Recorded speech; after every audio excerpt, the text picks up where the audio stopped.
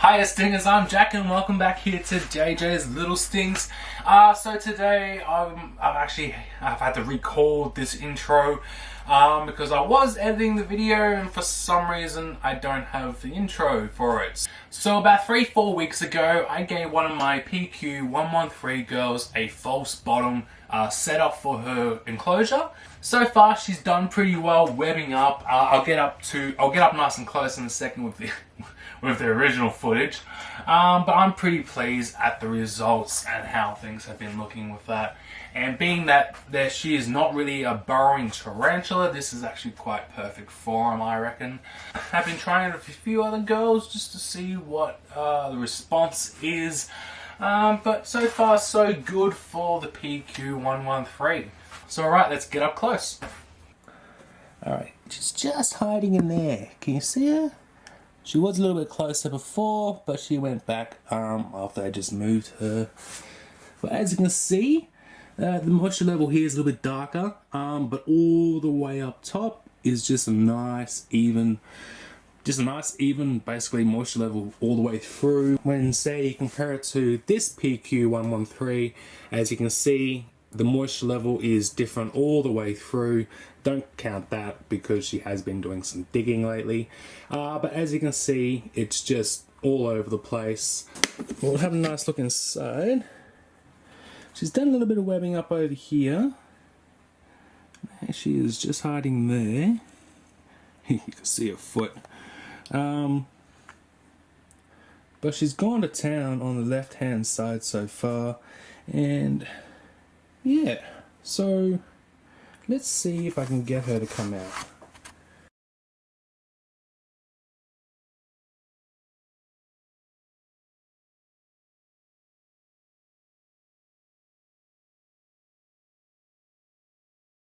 There she is. A little bit more. A little bit more. Here we go.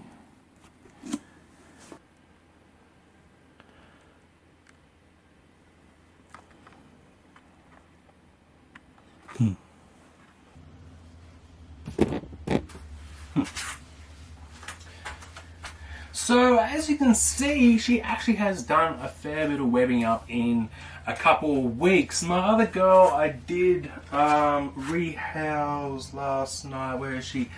Down here. Has done a bit of webbing herself, and this is only just from one night actually, because I did her last night. That sounded a little weird. I rehoused her last night.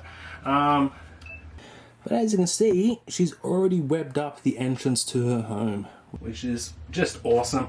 And her last setup was just crazy what she had done in there. But she had some mold going, and I just had to give her a clean out and do her home, redo her home again.